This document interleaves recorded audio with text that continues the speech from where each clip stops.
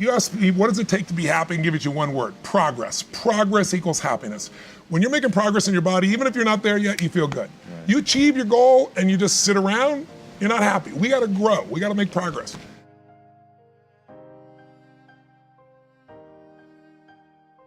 You know, I remember years ago, I met Norman Vincent Peale, who was the original positive thinking minister, right? And I met him when he was 92 years old. And I met him backstage and had this conversation with him, and it was really great. And I said, Norman, why are you still doing these seminars in 92? And he said, Tony, there's still a few negative people out there. But if you feel so filled up, as you know, when what you do adds so much value to people's lives, it lights them up. I mean, what are you going to compare that with? You can't compare that with money. But if you run your business right and you add that much value, you do well financially as well. And then you have a combination of all those benefits. Something allows you to do that. Money makes you more of what you are. If you're mean, you got more to be mean with. If you're giving as you are and your team is, you're going to have more to give with. So I think it just magnifies. It doesn't change anybody, but it magnifies it. And I think most of us have so much emotion tied up around money because we associate emotions that are more important to us, like freedom, to that, or security. And when you get to it, also people don't like to compare around that area. So what I try to do in this latest work I did with my book, Money Master the Game, was to show people how to master money instead of being mastered by it. Because you either master it or it masters you. Right. And trying to pretend it doesn't matter in the world we live doesn't make sense. The real secret is find a way to add more value to other people than any other human being in your industry, in your category. And if you do that, you won't have to worry about money whatsoever. My very first teacher was a man named Jim Rohn, and he was a personal development speaker. And he had this 3.5-hour seminar he would do that I went to when I was 17 years old. I was already reading books. I was obsessed with wanting answers. I want to know what makes the difference in the quality of people's lives. Not because I was intellectually interested, but because I grew up in a really tough environment. I had 4 different fathers. There was a lot of, my mom was a great human being who loved me dearly, but she, abused both alcohol and prescription drugs, so she was very physically abusive. And I was, believe it or not, 5'1" in high school. I was a little guy, so I got the beat out of me pretty regularly for things that I didn't do anything to do with. And so it made me try to figure out what made her work, what makes life work. It made me more of a practical psychologist. And the modeling concept came because Jim Rohn used to have this phrase. He said, success leaves clues. He said, if there's anything you want in your life, don't assume that somebody has some special gift. They may have a gift, but they probably developed it, most of it. And if you sow the same seeds, you'll reap the same reward. So figure out what this person's doing different than anyone else and do that. He used to have a funny way of describing it. He used to say, Tony, find out what poor people read and don't read it. It's like, because he said, that's the fabric they're trying to build their mind from. Find out somebody who's successful, wealthy, not just financially wealthy, but somebody who's rich emotionally and spiritually and physically and financially, and find out how do they live their life differently? What are the things they believe? What are some of the daily disciplines that they're a part of? And so really early on, I got obsessive about wanting to have all the answers. So I said, I'm gonna read a book a day. Because I figured, a person takes 10, 15 years of their life, they pour 2 or 3, 4 years into this book, and you absorb in a few hours, literally a decade's worth of life experience. And I'm into compressing time. So I didn't read a book a day, but I read 700 books in the area of human development, psychology, physiology, all in my first real 7 years of reading, right, my youth. In high school, I was Mr. Solution. You have a problem, I have the solution. Especially if you're a girl, I was especially motivated. I could really help you with your boyfriend. But seriously, so out of that, I started to develop this modeling concept. And then I learned neurolinguistic programming, or NLP. Yep. And Gestalt therapy and Ericksonian hypnosis. And I learned all these tools. But along the way, John Grinder, who was the co-founder of NLP, I said to him, NLP isn't all these patterns. You could teach a dog patterns. They're beautiful patterns, don't get me wrong. How to overcome a phobia, how to do those things. I learned how to do all that. But I was bored with that. I wanted to go deeper. I wanted to figure out how you change the whole person, not just their fear in this one area, or get them to perform at a different level. And so I said to him, really, your skill, NLP is really modeling. He said, Tony, no one's ever said that before. I said, you went out and you figured out the best patterns from the best therapists in the world, and you modeled those patterns and you integrated them with other tools, and now anyone can do them, right? Not just the great person. And so it kind of started with that for me. And then, I became partners with John in a very short period of time. It was kind of, people were upset about it because I'd only been involved in NLP for less than 4 months, and people have been involved for 10 years, wanted to be his partner. So it was kind of controversial, but part of what I did was I said, I want to go and do things that people think are impossible. I want I want to take somebody who's in a coma and get them out. I want to take on the U.S. Army and say, show us anything you can do and I'll cut the training time in half and increase the competency. And so John agreed, and the first big project I got was the pistol shooting program. I went to this general and said, I can cut the training time in half on anything. I didn't know pistol shooting. And I said, and he goes, you're crazy. I said, no, I'm expensive. We kind of negotiated. And so the first thing he picks is this 4-day pistol shooting program that they had worked on for, almost 75 years. And he says to me, go do this. Right now we have a third of the people that never qualify. And I said, okay. And I thought I'd pull it off because John was my partner. He was in the special forces. We'll figure it out. The day I'm supposed to go, this is the great gift that John gave me.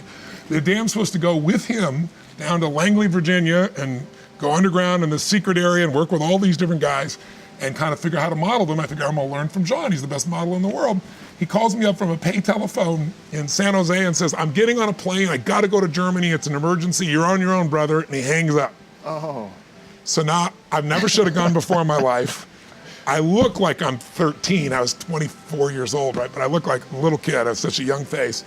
And I go meet these guys who'd been shooting 24 years, or one guy. One was the best shooter in the armed forces as a whole. One was the best in the Army, and one was the best instructor.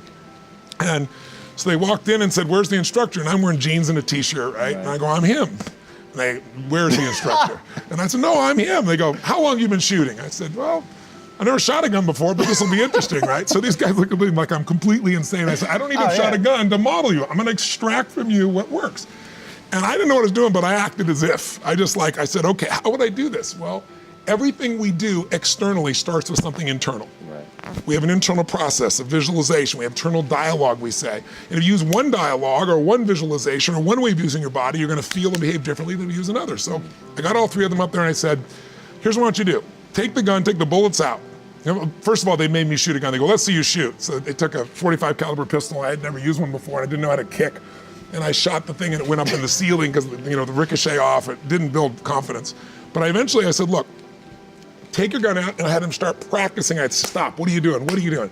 And a long story short, over a period of maybe 3 or 4 hours, I figured there were a lot of things idiosyncratic, unique to each of them, but there's some universals. And one of the most important universals that they all did, and they weren't even aware of it, was subconscious was, when they took the target, like I saw the target 30 yards away, and it looked forever away, they mentally bring the target closer. And when it's closer, you feel more certain, and when you feel more certain, you fire them more effectively. Every single one did it, and none of them were consciously aware of it. And once I understood that, I didn't just take new people and train them mentally to bring it closer. The first time I had people shooting a gun, they practiced everything perfectly, just like the best guys in the world. And the first time they shot it, the target was where you are and I'm right here. Boom, right through the middle. Wow, I got this thing down, versus me shooting the bullet in the ceiling and then you lose all your confidence. So we do that like 20 times, and I take it 10 feet and then 20 feet, and then 30 yards. And it qualified 100% of the people. Wow. And we did it in a day and a half, not 4 days. Tripled the number of people who played at the expert level. And the colonel reported the general was the first breakthrough in pistol shooting since World War I. So that led to code breaking, and that led to me then doing it in business. And then, in more modern times, 4 or 5 years ago, I guess, in 2008, when I saw everybody losing, tons of people losing their homes, losing half of their net worth overnight, it wasn't like a statistic to me because I grew up really poor. I know what that feels like. And I thought somebody's going to do something. And when 2010, 2 years later, nothing had changed, and the same people that basically destroyed the financial system, we punished them by putting them in charge of the recovery and giving them all our money, which is mind-boggling. Yeah. There's a great documentary, if your audience hasn't seen it, that won an Academy Award called Inside Job. Yeah. And I watched that film in 2010, and you either get depressed or angry because it shows you exactly how they destroyed our economy, shows that they're still in charge, they got no penalty, and so you're either like, but there's no solution. So you're either pissed off or you're depressed because what are you gonna do? I got pissed off and said, I have one thing, I have access. I've been coaching a man named Paul Tudor Jones for 22 years now. And Paul is one of the top 10 financial traders in the history of the world. He's not lost money in 22 years. And nobody on earth in his category can say that. That's crazy. So, and I coach him literally every day. He emails me and then I go see him in person about every 90 days. So 22 years of that, I've learned a little bit. I know more about finance than most people ever dream of. And I got to go to George Soros. I got to deal with all the people he dealt with to help turn him around years ago when he was having trouble. So I thought, what if I interviewed 50 of the smartest financial people on earth? Not people from the Lucky Sperm Club who inherited it, Right. but people that started with nothing and found a way to add value and became multi-billionaires, and people in the financial area specifically. And so I set my sight on some people that, like John Paulson, had not done an interview in 10 years, and I got people that people had not been able to reach or get interviews with ever, and I got them to tell me things they'd never told anyone. And then I put it in this 700-page book, because I didn't write the book to just write a book. I wanted to take anybody, if they were somebody who was totally just starting the journey, let's say a kid coming out of college with all this student debt, or a baby boomer who's late in life and not knowing what to do, or an incredibly successful business person. I wanted whoever they were to be able to follow the universal steps that would take them from where they are to where they want to be financially. And I was able to do it because I got it from the best. It's like, there's not a word in that book that's my opinion when it comes to financial advice. Right. It comes from Ray Dalio, the largest hedge fund in the world, 160 billion. A big hedge fund's 15 billion. When I was coaching him, when I was talking to him, he got a phone call from the premier of China who's asking for some coaching on some decisions they're making for China's currency, right? It was just, this is the kind of guy. You look around and you go, Carl Icahn. Carl Icahn, he agrees to do this interview with me. Carl Icahn is the most successful investor in history. Most people think it's Warren Buffett. Warren Buffett, since 1968, has had a compounded return of 20%. It's mind-boggling. Wow. But Carl Icahn is 31% since 1968. But he's kind of an intense guy, so he doesn't get all the accolades, right? He sent out one tweet 2 years ago about Apple saying it was undervalued, Right. and Apple went up $17 billion in 2 hours from one tweet. Now, he was on the cover of Time magazine. They called him the master of the universe. So I show up to interview him. This kind of gives you a taste and a feel of what modeling's like. I'd say I want a 45-minute interview. I had to work hard to get those interviews. I got them by referrals. I worked one guy, got such results, he referred me to the next. But I get there and Carl says, no video crew. I was like, what do you mean? You agreed with this? He goes, no video crew. I said, okay, well, audio team come in. He goes, no audio. I said, no audio? What? He goes, bring a pen and paper, kid, you got 10 minutes. And my average interview is 3.5 hours, right? Because once I got in 45 minutes, I dug in deep, and when people saw it was real, they went for it. But 3 hours later, I had Carl. So everything I do is either I have a problem I need to solve inside of myself, and I know if I can solve this for myself, whether it's something in your body or your relationship or your finance or your business, I can help millions of other people. Because once you figure out the pathway to power, once you figure out the pattern of effectiveness, the model, you can teach that model to other people, and they can adapt it in ways that make it uniquely their own, but the foundation is there. And so whether it be money or relationship or your body, those models are there. And so my life is really about that process of modeling. Now I know how to take that and put it in an experience like you experienced it, Unleash the Power Within, where people won't sit for a 3-hour movie that somebody spent $300 million on, and I take them for 50 hours, 50 in a weekend. And people like Usher says, Tony, I love you, but I can't sit for, more than 3 hours. And 4 days later, he's screaming on his chair. Or Oprah said, Tony, I literally cannot sit anywhere for more than 2 hours. Please don't be offended. And 12 hours later, she's standing in her chair screaming into a camera. This is one of the greatest experiences of my life. So I know how to, what I call EQ it. Right. I know that people want the information, but they'd rather be entertained. Yeah. So I entertain them first at a level where they're laughing, crying, moving, where time disappears because it's so incredibly entertaining. But then I also educate them with something that really changes their life, a tool, a strategy, an insight, a system. And then I get them to do something while they're there, which is empower them. So I call it EQing. And that capacity to take 10,000 people and have them wired out of their mind, no matter who they are, a sophisticated financial trader or a young child, that's another skill set I have, but the modeling skill set I think is more valuable.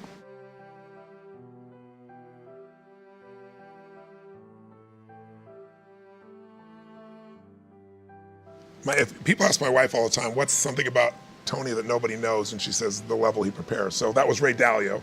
I know I got a chance to be with literally the Da Vinci of investing. Most average people never even heard his name, but you have to have 10 years ago, you should have a $5 billion net worth, and you had to give him $100 million to start with for him to talk to you. Today he won't talk to you and take your money no how much money you have. He's closed his fund out, he won't do a dime more. So to do that, I couldn't consciously walk in and just say, okay, I've read everything that's available. I had to watch every video. There's only a few out there. I had to read every piece. I had to tear it apart and see if I could understand his entire structure of investing so that when I was there, I could ask questions no one else has asked before. And as a result, he actually shared with me, he's averaged a 23% return for 21 straight years. Billions and billions and billions of dollars. Smartest man, one of the smartest men alive in that area. And because I understood so much, we could pitch and catch. Right. You know, most people, you know, they can just throw the ball, right? But I want to be able to throw the ball and have you throw it to me and throw it right back to you, right? That's where we get something that's really exciting. And because I prepared at that level, he was saying to me afterwards, he goes, you know this better than anybody I know. And so it opened him up more, and he talked to me in more detail. And in the end, he actually gave me a strategy that I said to him, I said, look, I said, Ray, I said, you're one of the most generous men I know. I said, you've just given me this incredible strategy, but the strategy was like explaining why most people lose money, and here's how he's made money in every market, right? Pretty complex strategy. And I said, the strategy's great, but it's kind of like you told me you want to build a chocolate cake, get some chocolate, you know, get some sugar. You didn't tell me the amounts. I mean, the amounts are everything, right? Get the right amounts. And he goes, Tony, I can't give you that. That's my secret sauce. And I said, Ray, you can give it to me. He goes, I can't. He goes, that's why I get, that's why, I get the money I do. I said, no, you don't. You haven't taken money for 10 years. I said, you're going to give away half your net worth anyway. I said, you just got done telling me the average guy is never going to do this. Help me out. Give me your secret sauce, right? And I got him laughing. He goes, well, Tony, it's kind of complex. I said, I'm good at taking complex and making it simple. He goes, well, I use leverage. I said, create one without leverage so the average guy could do it. Right. And then I got this chill down the back of my spine when he said, well, it wouldn't be perfect. I said, your idea not perfect is better than anybody else on earth. I said, right.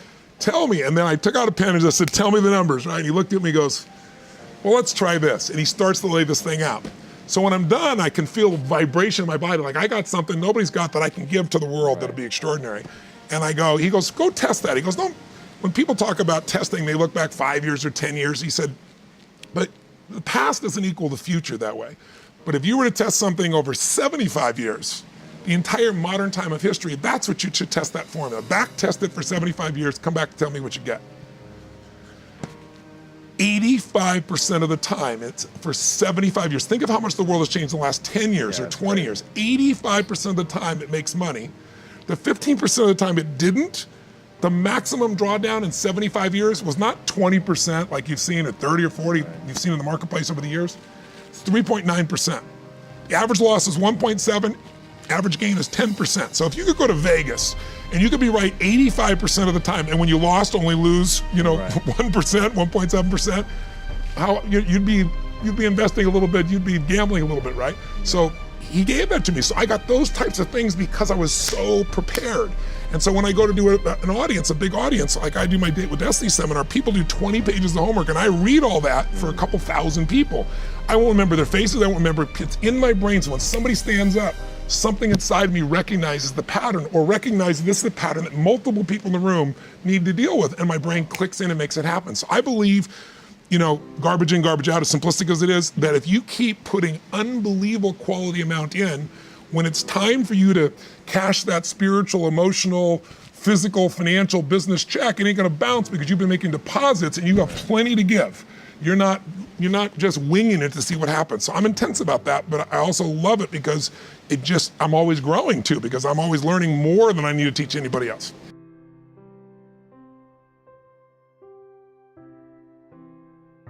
Not being an effing dabbler.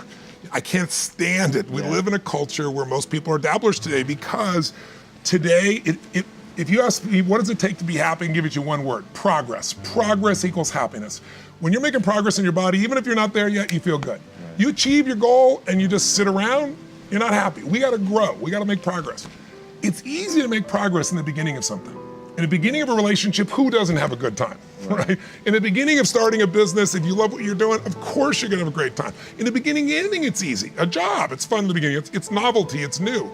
Mastery is when you've worked, in the beginning, learning a sport. How fast do you learn tennis? I mean, just like zooms up here. You didn't know anything. You thought love, was an emotion. You find out it's a score, You go like this, but then you hit this plateau. And most people hit that plateau, they go, wrong job. Wrong relationship, wrong business, because it's not instantly fulfilling them. But the people that go, I'm gonna fight through and go deep. I'm gonna find a way to break through. I'm gonna find a way to learn and know more about this, any human alive, so that I can help as many human beings as possible. And it won't be bullshit, it's because I've lived it. There is a power in mastery. And how many people do you know are really committed to mastery today? Most people dabble in a million things, they master nothing, and they wonder why they're unfulfilled. Because they're running for the sugar, the next thing that feels good, instead of getting past what doesn't feel good and getting to where you own something.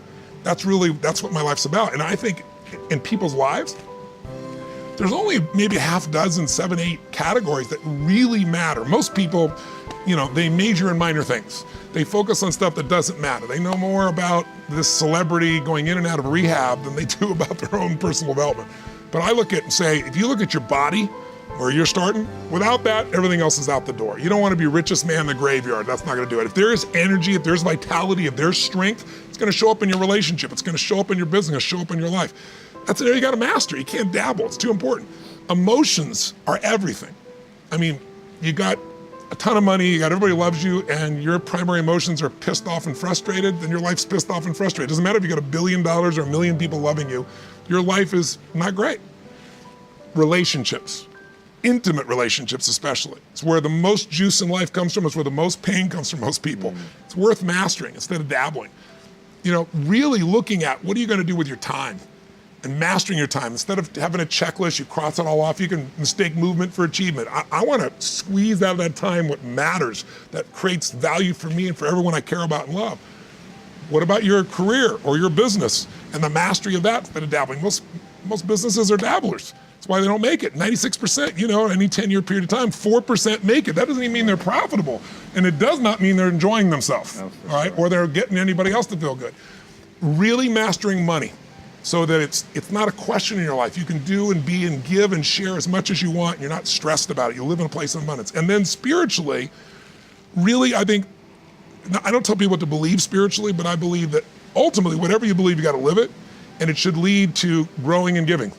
If you're growing, you feel alive. If you're giving, you feel 10 times more alive. And I think if someone can celebrate and give, then that's spiritual state. So to me, those are the areas I look at mastering. Business, for sure, but it's the areas of life that matter most, and most of where we spend our time doesn't make people feel fulfilled. That's why the average person is not fit and healthy. The average person is not in a relationship where they have tremendous passion. I'm not a dummy, I'm not a positive thinker, I know the truth. The average person is not successful in business. The average person is not earning what they want to earn. But you know what? Very few people have those things, but a few do. A few are happy, fulfilled, spiritually alive, financially strong, their business is growing, they have passionate love affairs, and I'm obsessed with finding the few who do and find out what they do different and teaching to everybody. Learning it for myself and teaching everybody else.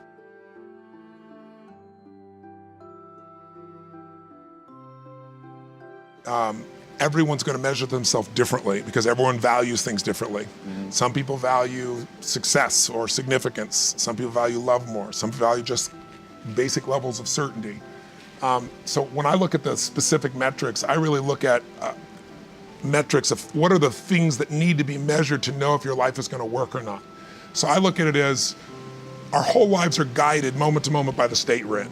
Learning how to change your state, not bullshit, not fake, but to go from pissed off, frustrated, freaked out to back in your center or creative or determined or something that's gonna move you forward. It's gonna create a better quality of life for you and others.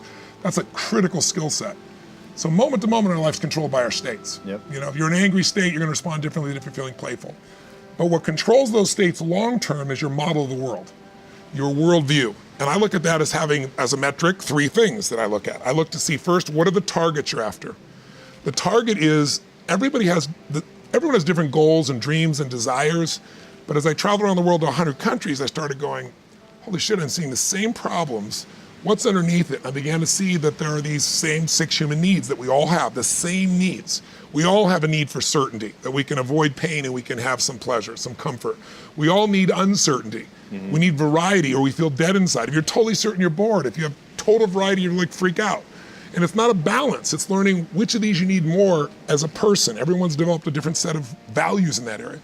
The need for significance, to feel unique, special, important, the need to feel loved, the need to grow, and the need to contribute. Some people value certainty at the top of their list. That's their center of their target. I don't want to do anything unless I know it's going to work. I don't want to do anything unless it's the same. If you change anything, they freak out. If certainty is the number one thing on your list, everyone has the same needs, but if it's number one, I know how your life's going to be. I can predict the direction of your life and therefore the destination to some extent. If you're driven by love first, you want certainty too, but love is higher, you're going to behave very differently than if you're driven by significance. I have to be the one. Your experience in business was trying to be significant by making enough money and being successful enough that you would feel what you really want, which is that feeling of love, what you call, what would you call it? Camaraderie. Camaraderie, thank you, camaraderie. So that feeling of, it's really love, it's the friendship, it's camaraderie, it's that component. That's what really drives you. Sure. And so you figure out how to organize your life where that's the driving force, and now look what you've done. You've flourished and everyone around you is flourishing. So I look to see which of those needs are the top 2 on your list because they control your life. Yep. The 2 that most people have, 90% of the planet, if you said, of all these needs, which one do you really focus on most day to day? Everybody wants love, but what do you focus on? Most people focus on being significant. We live in a Facebook world where people fake their life, put new filters, make it look different than it really is, tell stories that, are totally full of it to make themselves look good. Because we live in this kind of false world where significance is more important than love. Right. And it separates us. And the other one that we see most often is certainty. People want to be certain before they can do something. You couldn't have started a business like you had if you were absolutely certain before you started. You can never build a business with that. You can never build a great relationship because if it's based on certainty, then everybody's got to stay the same and never change, which means you're never going to grow, which means you're going to be miserable. Right. So my metrics are, I want to find out what's driving you. And I want to see, is it healthy or unhealthy? You can have 2 people be driven by significance though, and do it with a different set of rules. That's the second piece I measure. The beliefs or rules of how to fulfill that target. So Osama bin Laden, certainty driven, love driven, contribution driven, significance driven, not hard to figure out. On a 0 to 10, he was a 10 for significance. He was the, whatever, I'm making the number up, I think he was like the 27th child of his father, 22nd child. Most people don't know that. Totally insignificant, not skilled, took his dad's money, went over to Afghanistan, and suddenly, because he had money, he became significant. And he wasn't even part of that movement at that stage. It shaped him. So what does he do? He's gonna figure out, his model of the world is, I'm significant if I destroy you, right? On that same day of 9/11, there were men and women in the fire department, police department, that were also driven by significance and contribution. And they went into that building knowing they're likely gonna die to save a stranger. Both people driven to have a significant life. One is by taking life, one is by giving their own life. So once you understand the metrics, using your language, of what's driving you, and then the rules or beliefs of what does it take for you to feel loved, it's different for everybody. What does it take for you to feel certain? Some people need $1 billion, some people just need to trust God.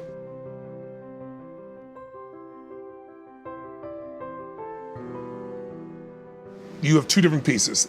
Maybe I should chunk up to 30,000 feet. Here's my mission. Help people have an extraordinary, magnificent life. Yeah. Now, what does that look like? Life on their terms.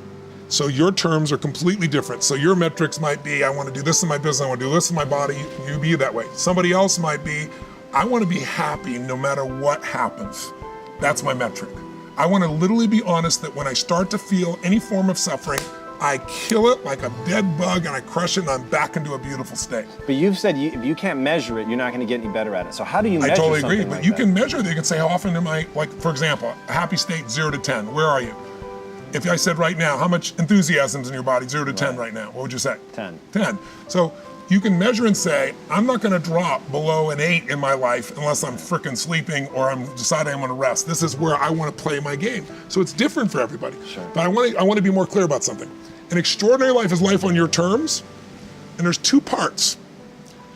Part 1 to have an extraordinary life is mastering the skill of the science of achievement. How do I take what I envision and make it real? And how do I do that quicker, faster, better, easier? The ability to manifest what you come up with and make it real, like you've done with your company, Yes. that's a skill set. I spend an unbelievable amount of time helping people do it faster, quicker, better, showing them the shortcuts, teaching them the strategies, modeling what works so you can save yourself a decade. But I would submit to you that having done this for 38 years with, 50 million people at this stage, I can tell you that the science of achievement, there are a lot of people that are damn good at that, and they still don't have an extraordinary life. They have an extraordinary life. You see it as extraordinary, but I get the phone call from the multi-billionaire who tells me he wants to do this thing on his business, but what he really find out is he's miserable as hell, and he's hoping somehow I'm gonna rub off on him on that side too. Right. And so I give him what he asked for, the change in his business, but I also give him what he needs, which is the change inside of him.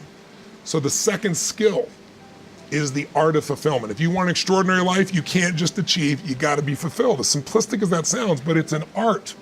It's not a science. Sure. It's a science to making money, come on.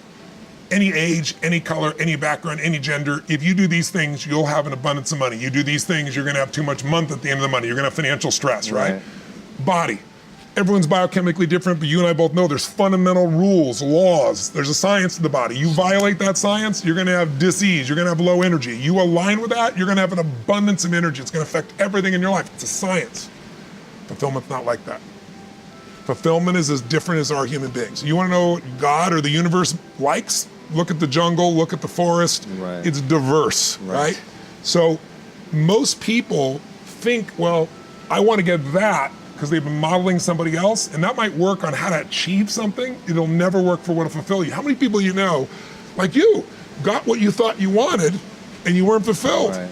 And that, I always tell people, success without fulfillment is the ultimate failure, because if you go at something and you fail and you're an achiever, you don't fail. You go, I learned something, I'll just try something else. I'm gonna still get there. But when you succeed and you're not happy, you're technically screwed. It's just like, what are you gonna do? So a perfect example of this, I mentioned in the seminar you were there because it hit me about a year and a month ago, we lost what I consider a national treasure, Robin Williams. And I asked people, how many of you love Robin Williams? Everybody raised their hand all around the world, right? He made people laugh, people were touched by him. So how good was he at the science of achievement? I mean, he wanted to be a great comedian and make the whole world laugh, he did. He wanted to have his own TV show, he did. He wanted the #1 show, he did it. He wanted to make movies, he did. He wanted to have an Academy Award for not being funny, dramatic, and he did it, right? He did it, yeah. He said he wanted a beautiful family. He achieved everything, and he hung himself. That's crazy. And I know recently someone's saying, well, you know, he had dementia, he had drug abuse, he had alcohol abuse through most of his life because he made everybody happy but whom? Himself. That's the ultimate failure.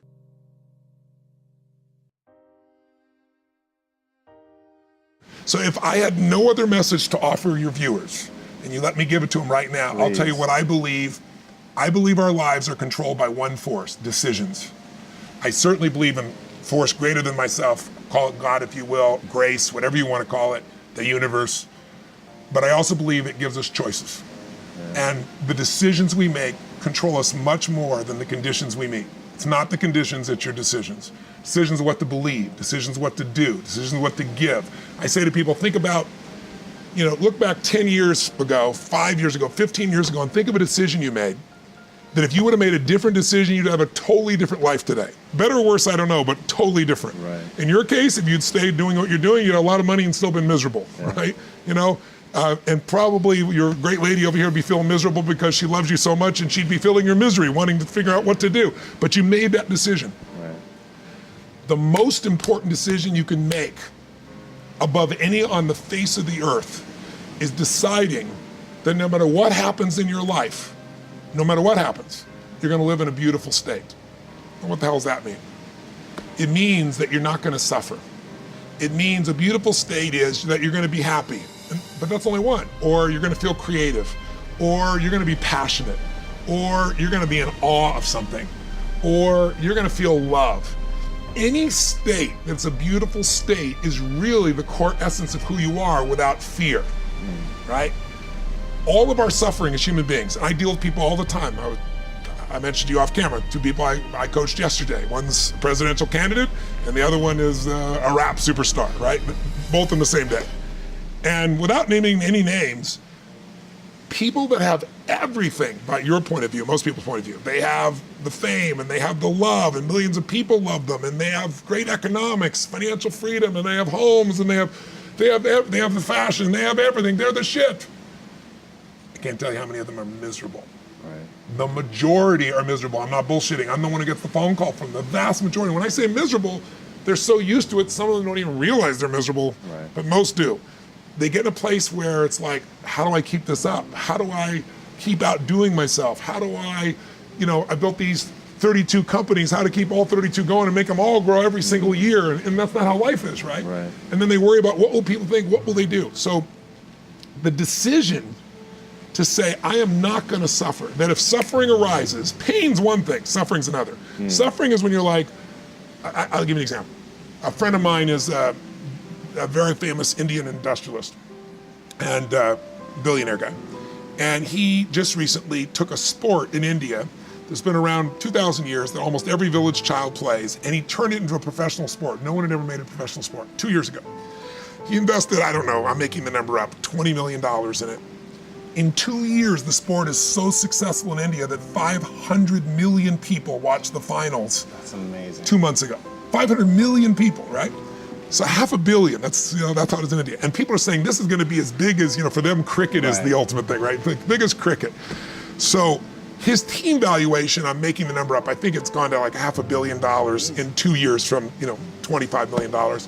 And his team is number 2 in the whole world, right? Wow. He's got these great players. So I'm with him, and he gets a phone call. And he's just got done telling me about this great success and where it is and how proud he is and how everyone goes to the games and people are so thrilled and it's just become this movement in India and he created, he's so proud of it. And he gets this phone call, and the phone call is from his management team telling him that one of his competitors has just offered 4 times as much money as he was offering to his top 3 athletes who are the core of his whole team. And of course they all took them, right? And he was so angry. He was like, I can't even believe this. These guys were working in shops and I brought them here and I made them a star on national television and they have no loyalty to me. And he's suffering. And the way you suffer is you focus on yourself. Suffering comes when we obsess about ourselves, what we're getting or not getting, what we should have done, what others should have done for us. It's the me, me, me, me, me game.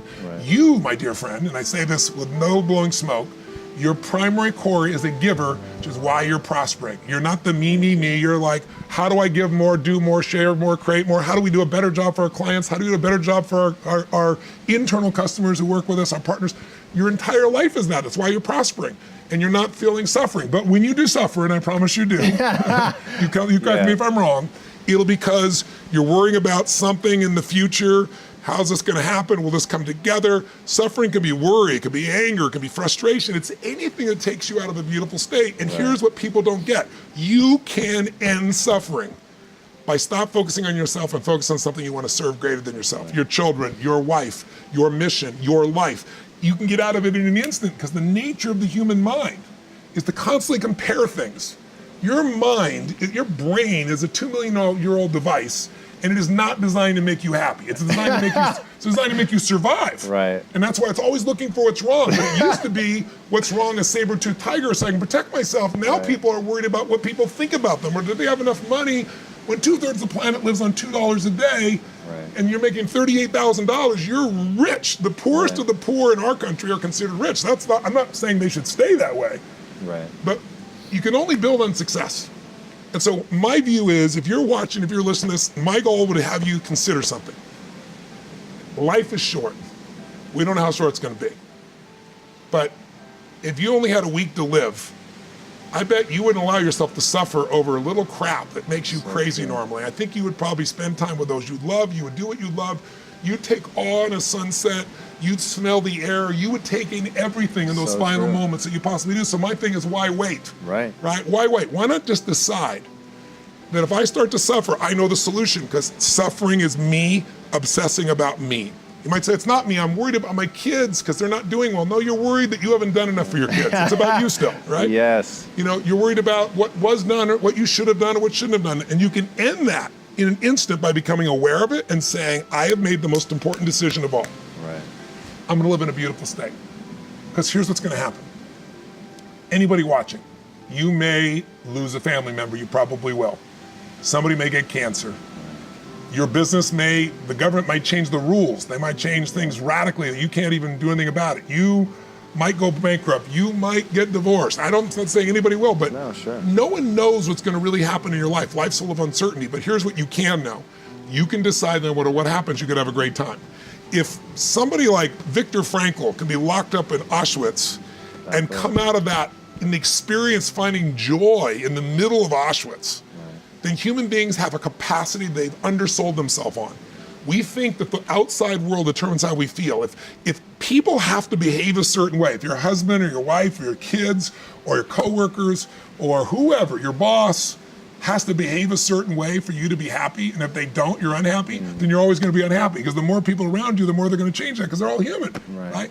And if you have to be a certain way to be happy, you're gonna violate it too. So My invitation is, as great as it is to achieve, more important to enjoy. Right. And if you can enjoy every moment in that state, when you're feeling loving and playful and passionate and curious and awe, you treat other people 100 times better than when you're feeling frustrated, pissed off, overwhelmed, worried, stressed, or feeling sorry for yourself. Right. You're gonna be a better parent, you're gonna be a better lover, you're gonna be a better business person, you're gonna have a better life. So my soliloquy is, decide. Decide today and actually say, what if I cut it off? What if I said, I'm not willing to settle and I'm just gonna live in a beautiful state? Doesn't mean you won't feel bad, it doesn't mean you won't stay there. You Right. instantly change. That's doable. And I'm on a mission to help people end suffering.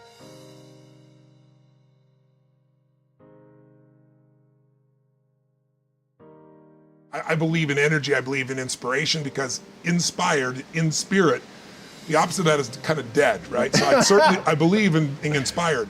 But I'm a strategist at my Yes. core. And if you're inspired and you run east looking for a sunset, I don't give a damn how enthusiastic you are, how positive you are.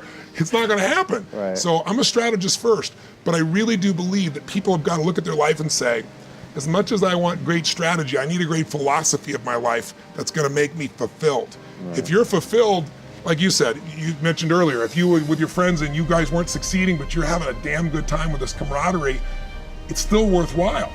And you can find a way to succeed eventually. But what the hell is success? It's hitting an expectation.